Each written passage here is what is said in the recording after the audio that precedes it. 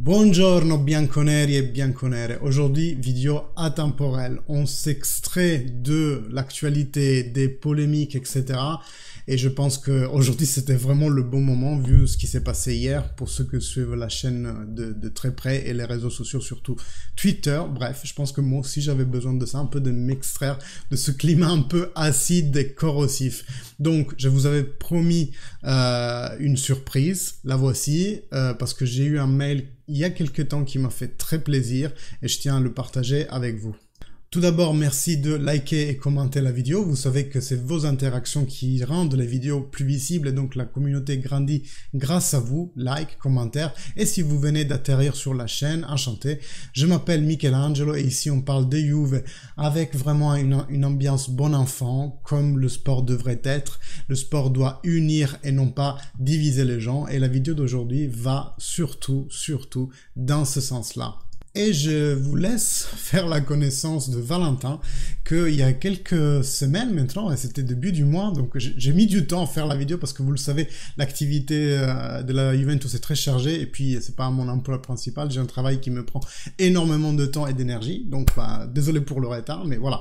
Valentin m'a écrit ce mail me disant salut, mais je me présente Valentin, père d'une tribu de fans de la Juventus depuis toujours, avec ma femme et mes enfants, nous suivons la Juve et regardons régulièrement ta chaîne que nous apprécions, même si on est plus Allegri out que toi.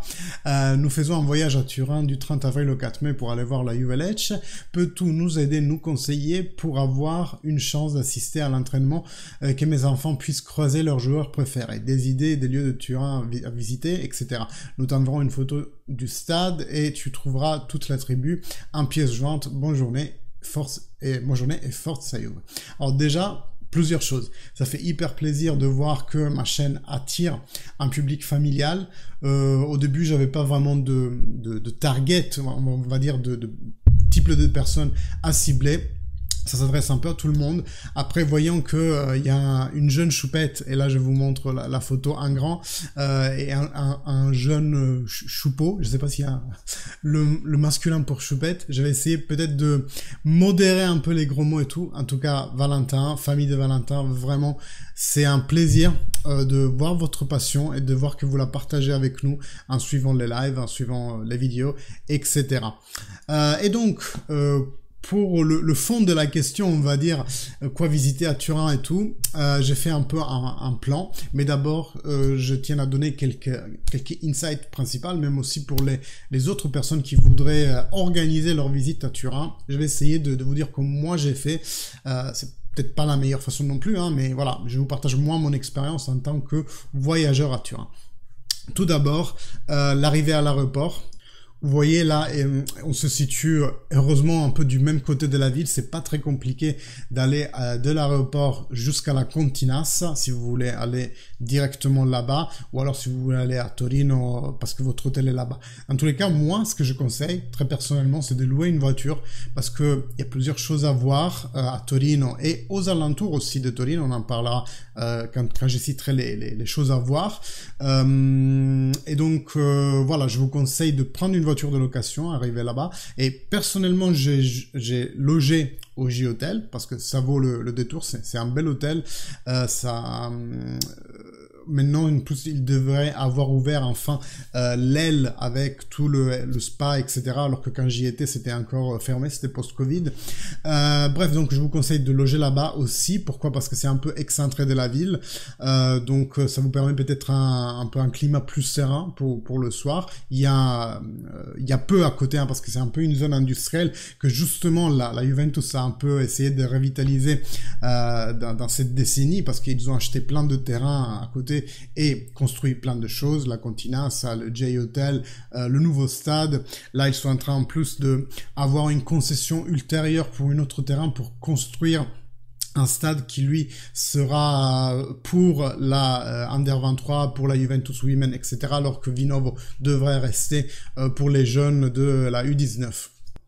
Donc vous voyez vraiment quand je vous parle que c'est un grand un grand morceau de terre, en fait. Si vous voyez là au fond, alors comment je peux mettre ça plus grand encore, je sais pas. Là au fond, c'est le stade, et toute cette aire jusqu'à ici, et ça continue encore un peu, c'est vraiment le centre de la continent. Ça appartient entièrement à la Juventus. Vous voyez ici, il y a des parkings ouverts. Ici, les petits buildings. Vous voyez pas ce que je pointe, mais en haut à gauche de l'image, en dessous du stade, vous voyez qu'il y a une série de bâtiments. Ça, c'est les bâtiments administratifs où il y a le président, il y a toute la partie administrative du club, la communication, le juridique, etc. Juste à côté donc des stades, des terrains d'entraînement qui sont au nombre de 4, et notamment il y a celui qui est tout à gauche, que c'est celui où les joueurs s'entraînent principalement et qui contient des estrades qui servent à contenir les journalistes et les tifosi quand c'est ouvert à tout le monde.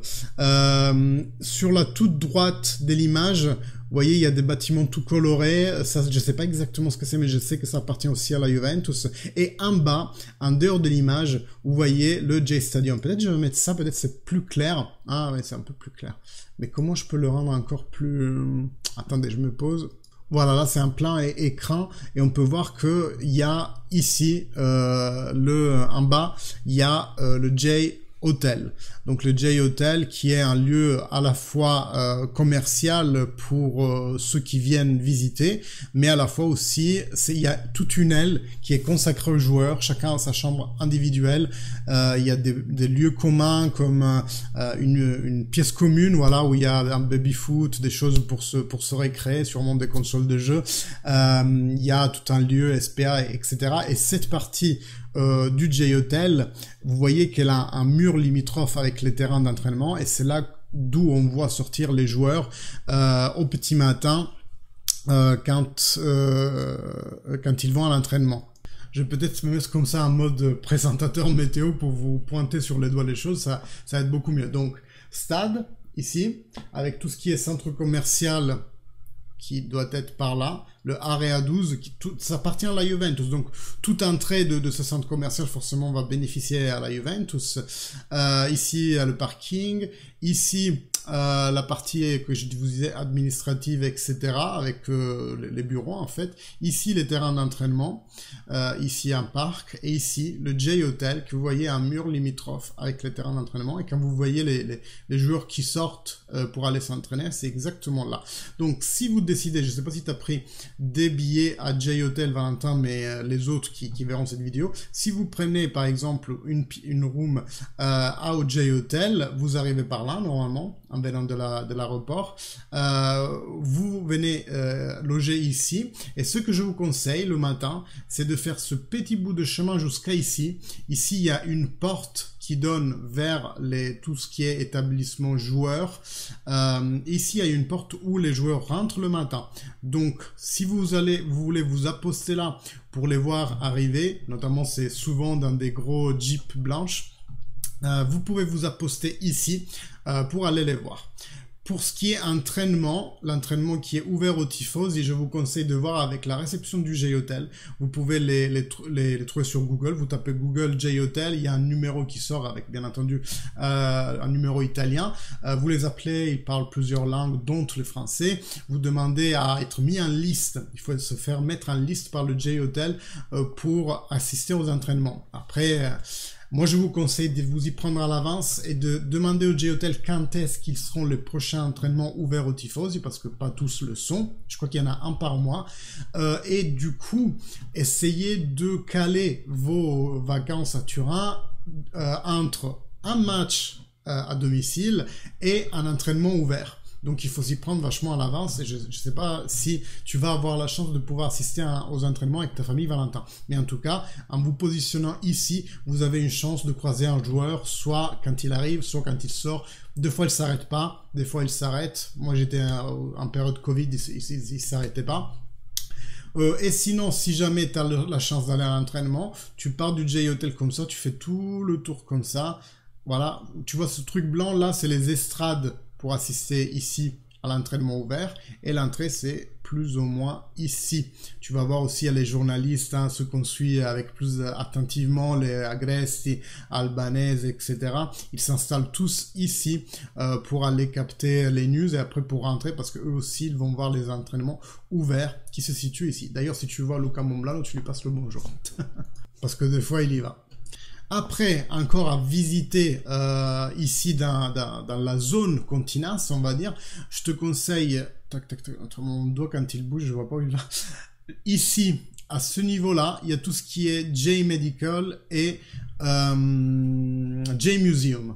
Donc là aussi, tu peux voir avec la réception parce qu'ils ont des places un peu moins chères que si tu les achetais sur Internet. En fait, ce qui est bien, c'est que quand tu prends une room au J Hotel, eux, ils ont forcément des billets pour les matchs, des entrées au musée bon, pas au J Medical, et je vous le conseille pas, enfin parce que vu comment ils traitent nos joueurs, le temps qu'ils mettent à recouvrir, ça doit pas être le meilleur hôpital du monde. Bref, ils ont toujours des deals en fait internes forcément avec tout ce que tu peux visiter autour. Donc tu peux demander à la réception du J Hotel et ils vont te faire les billets pour le musée. C'est vraiment quelque chose de beau à voir. Il est petit, mais il contient tout ce qu'il faut savoir sur la Juventus. Et d'ailleurs, je vous conseille même de faire ça en premier, dès que vous arrivez. Pourquoi? Parce qu'après, tout ce que vous verrez des visites que je vous propose par la suite, forcément, vous allez raccrocher les wagons et vous dire « Ah, ça, on l'a vu au musée ». Donc, je pense que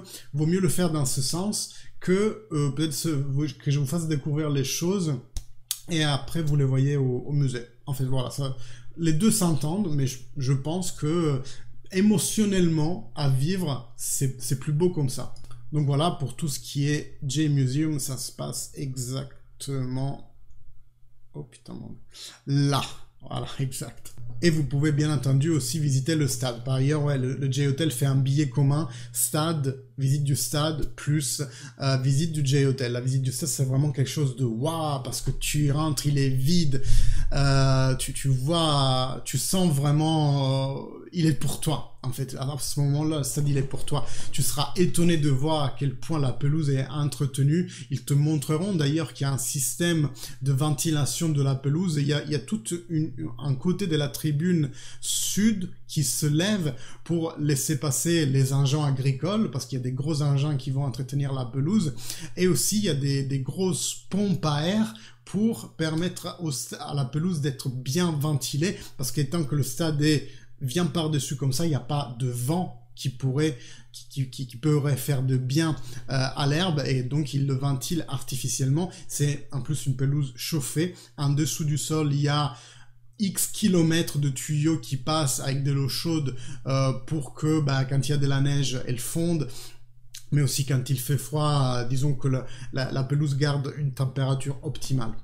Bref, toutes ces choses vous les diront pendant le tour. Et en plus de ça, vous visiterez les vestiaires. Et je peux pas te dire quelle émotion c'est de rentrer dans le vestiaire de la Juventus et de s'asseoir à la place de Cristiano Ronaldo. Les gars, chose de malade. Bon, ensuite, la ville de Turin, c'est une très belle ville. Tu y trouveras des connotations très savoyardes, hein, parce que tu sais que cette partie d'Italie, c'était le centre, un peu l'épicentre du royaume de Savoie dans le temps. Et donc, bon, première chose qui vaut vraiment le coup d'être visité, c'est le musée égyptien de Turin, parce que là, tu verras vraiment... tous les liens historiques de Turin avec l'Égypte, et moi j'étais étonné de découvrir qu'il y en avait autant, musée égyptien. Ensuite, tu peux aller à la cathédrale de Turin. Je ne sais pas si toi dans la famille vous êtes religieux, mais il y a la Sacra Sindone qui serait la veste, le drap dans lequel le corps de Jésus a été enveloppé à l'époque et qui donc garde en surimpression les traces du sang, son visage, etc. Bon, pour ceux qui croient et qui sont religieux, ça peut être quelque chose d'intéressant à visiter. Ensuite, bien entendu, tu peux visiter la Mole Antonelliana. C'est vraiment un monument qu'on voit de loin. De Superga, on le voit vraiment... ça surplombe la ville. Et mole en italien, ça veut dire que vraiment quelque chose, c'est la carrure, c'est vraiment un monument imposant. D'ailleurs, quand tu es à ses pieds, et vu que les bâtiments à côté, ils sont vraiment à côté, hein, il n'y a pas une grosse esplanade devant, tu te sens vraiment hyper petit face à ce monument. Tu peux rentrer, c'est payant, mais ça peut valoir le coup de le voir dès l'intérieur. Et d'ailleurs, disons, petit hint, à Turin, tu trouveras rarement du Coca-Cola. Presque tous les restaurants vont te proposer la molecola, la molécule, si tu veux. C'est vraiment la Coca-Cola de Turin. C'est vraiment quelque chose qui est fait localement. Perso, j'aime pas le goût. Je suis trop fan du Coca Zero pour adhérer à quelque chose qui ait un goût, ne serait-ce qu'un peu différent. Mais les restaurants vont te proposer de la molecola, justement, un rapport à la mole antonelliana, à la mole de Turin. Ça fait le jeu de mots avec molécule, et j'ai trouvé vraiment ça trop fun, quoi. Autre endroit sympathique de Turin, c'est la Piazza San Carlo. Tu la vois là, ici, avec la statue au milieu et les deux églises dans le fond, comme ça. C'est vraiment un bel endroit. Et d'un côté ou de l'autre des galeries, tu trouveras d'ailleurs une glace artisanale. Si je me trompe pas, ça s'appelle Biraghi, comme l'ex-joueur de la Fiorentina, où il joue encore là-bas, je sais pas. Biraghi. Il faut une glace artisanale à 1 € avec du vrai lait, et elle est vraiment géniale au goût. Place tristement fameuse parce que c'est là qu'il y a eu le grabuge et le mouvement de foule lors de la fête Scudetto il y a quelques années. Je te conseille donc avec la voiture de te rendre sur la colline de Superga, de visiter l'église. C'est une belle église, il y a un beau panorama sur toute la ville parce que c'est sur une colline adjacente. Pour te la situer, elle se trouve de ce côté-là à l'ouest de la ville. Il y a donc la basilique, tu vois, beau panorama sur toute la ville. Et ensuite, en faisant le tour de la basilique, tu découvriras un petit hôtel. Voilà, celui-là, qui est pratiquement un monument à la mémoire du Grande Torino. Tu pourras lire éventuellement l'histoire de cette grande équipe du début du siècle, du 1900, qui a encore aujourd'hui le record du nombre de joueurs qui jouaient dans l'équipe nationale. À 11e, l'équipe nationale à ce moment historique était composée de joueurs du Turin. Néanmoins, pour un très malheureux accident de l'histoire, ils sont tous morts parce que l'avion qui les ramenait d'Amérique du Sud vers Turin, en plus pour un match amical qui n'était pas prévu au calendrier et que le capitaine de l'équipe de l'époque a vraiment dû convaincre le président de faire ce match amical. Donc, pas de chance, il a convaincu, parce qu'il s'était mis d'accord avec lui, avec un ami qu'il avait dans cette équipe de l'Amérique du Sud, incapable de me souvenir quelle équipe, quel joueur, etc. Je te raconte l'histoire. Donc bref, l'avion s'est écrasé dans la colline de Superga. Et donc, il y a toute l'équipe qui est morte. Vraiment, histoire hyper triste, et c'est pour ça qu'on rend encore aujourd'hui hommage.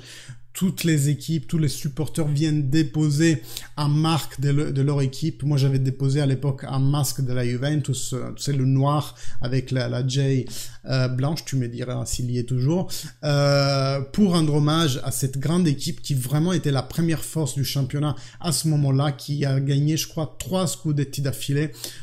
Et que quand même, comme dit encore aujourd'hui, un record historique, 11e de l'équipe nationale italienne était formé de joueurs provenance du Gran Torino. Et justement, tu le verras aussi au musée, la fondation de la Juventus qui a été pensée sur ce banc qui se trouve en Corso Re Umberto. Tu le vois, il est juste en face de ce bâtiment avec la grosse porte en arche que tu retrouves ici de ce côté-là. Et donc, c'est le banc mythique qui a d'ailleurs été repris lors de l'inauguration du J Stadium pour nous afficher cette belle image. Ici, Del Piero et Boniperti, assis dans le noir du tout nouveau stade, à parler de football, image mythique. Celle-ci, elle restera vraiment dans les mémoires de ce moment magnifique où le stade a été inauguré. Boniperti et Del Piero, eh bien tu le retrouveras, ce banc, là, sa place d'origine, en Corso Re Umberto, je te le mets en évidence ici. D'ailleurs ici tu peux consulter sur le site de la Juventus l'histoire de comment a été fondé le club. Voilà, sûrement que j'ai oublié des choses, mais je pense que l'essentiel autour de la Juventus, je l'ai expliqué, même pour ceux qui voudraient se lancer dans l'organisation de ce beau voyage. J'espère que ça vous a été utile.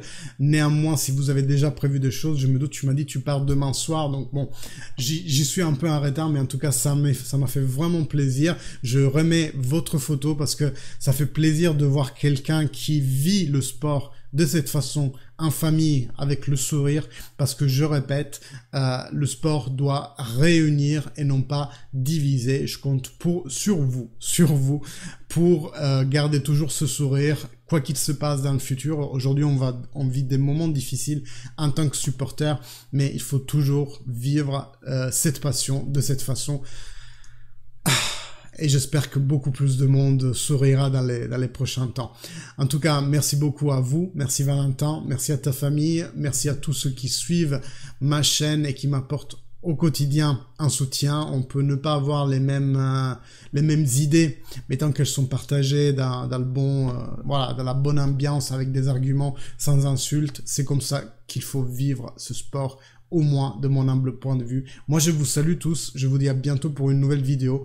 Demain soir, en live pour voir ensemble Juventus Bologne. Fino alla fine, forza Juve. Ciao à tous.